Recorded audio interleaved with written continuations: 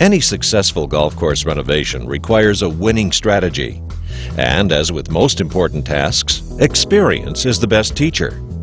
To help you plot a championship remodeling strategy for your course, we sat down with people who have completed successful renovations and asked them to share what they've learned. For starters, they pointed to the need for a strong leadership team. The successful renovation of golf courses is definitely a team effort. Well, you have to have a really solid core group, a team that works really well together.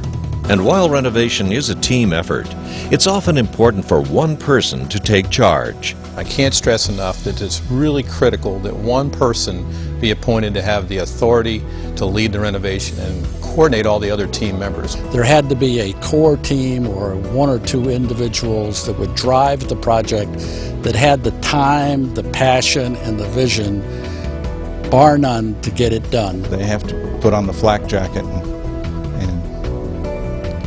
stay the course basically until they get the product that you want, because let's face it, you're doing that for the long term, the long haul.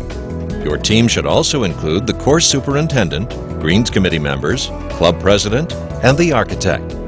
And look for club members who might have experience in construction, accounting, or other areas that might add value to the process. We had a purchasing agent, a retired purchasing agent from a major corporation, who helped bring in all the material, and so we saved quite a bit of money.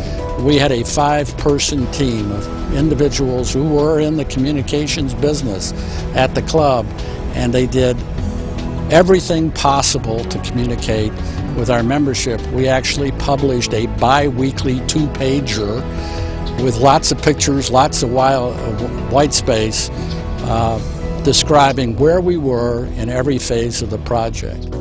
That brings up another essential piece: communication with club members. Frequent communication is critical at all stages of the project. I would tell anybody doing a renovation project, the more you can communicate with the members in as many ways possible about where the project is, the better off you are. The best way to start is with a meeting of the whole membership, to present the plans, the architect, and everybody can see the vision. We had a nice little talk every Friday afternoon. The members could come in, have a cocktail, look up and find out what's going on the golf course, and they all bought into it. They all got very, very excited. It was a real easy thing to do.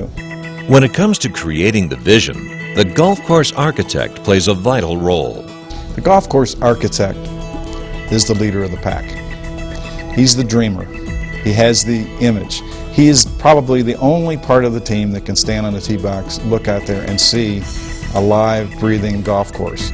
He gave us renderings and gave us sketches to show us how we can improve other than just talking about it, because a picture's worth 1,000 words. The architect creates the vision and works with the membership to develop a master plan. There should also be a thorough business plan to demonstrate that the club can afford the project and help you make the case for renovation. It's very important to eliminate the politics, that the club create a business plan and really actually do a investment return analysis on the improvements they're going to make, to see on paper that they're going to get a return, whether it's more memberships or higher dues or a happier membership by making these renovations. Good planning also means taking environmental considerations into account. Water is an increasingly valuable resource, and a good plan will take advantage of conservation opportunities. Water is the bloodstream of any golf course. Without water, all the turf grass is going to struggle and playing conditions will suffer. And I think that is extremely important for any club manager, any golf course superintendent, anybody in this business of golf. Be a steward of water for tomorrow. Irrigation systems and pump stations have become extremely efficient and sophisticated over the last 10 to 12 years. A well-designed and installed system featuring individual head control and a weather station gives the superintendent the ability to really fine-tune the application of water to different parts of the golf course. For instance, he can add water to the moundtops, which typically dry out faster, and cut back on water to the low areas where water naturally gathers.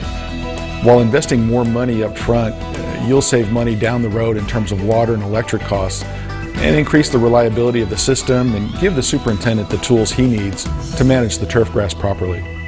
An unexpected issue for many first-time renovators is the process of drawing permits from governmental bodies. This can be complex and time-consuming, so plan ahead. My advice to anybody dealing with permitting issues is to start early, and then when you start early, back it up and start 4 times earlier, because it's a long process. A lot of times projects get started and then they run into a deadline that they can't meet because they haven't secured a permit by a certain date. So you want to be real careful about that.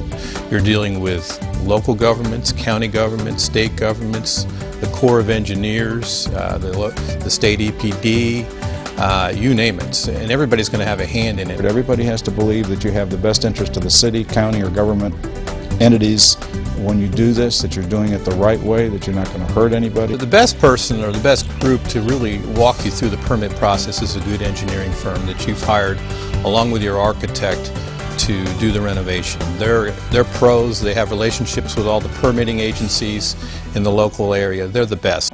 But perhaps the most important piece of advice that our interviewees shared is whenever you take on a renovation project, do it right the first time. If your club can afford it, it's best to do it right to begin with and spend the money to build a proper golf course, because in the long run it'll save you money. Let me give you some examples.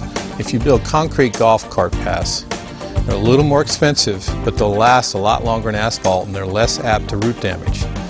If you build bunkers the way I mentioned with the liner and the gravel layer, in the short term it costs a little more money, but in the long term you'll actually save money and you'll have better looking bunkers. If you sod a golf course, you will spend more money in the short term, and in the long term you'll have a healthier golf course and a more uniform final product. I'd say the last critical item really is the timing of your project, the start dates. As golf course superintendents, we all know that there's certain seating windows that we'd like to hit during renovation projects. Give yourself plenty of time for hiccups, permit delays, weather delays, so you meet that grassing window. Work backwards from the grassing window. Your architect will coach you through that. Our experience here was that delaying the start of the project actually cost us several days the following spring because we weren't able to complete all of the work that we wanted in the fall. If you try to start late and try to compress everything and roll the dice that the weather's going to be good, and it isn't, or you have a problem, suddenly the interest rate meter's ticking, the members don't have another course to play for a year, and you've got a problem. So start early.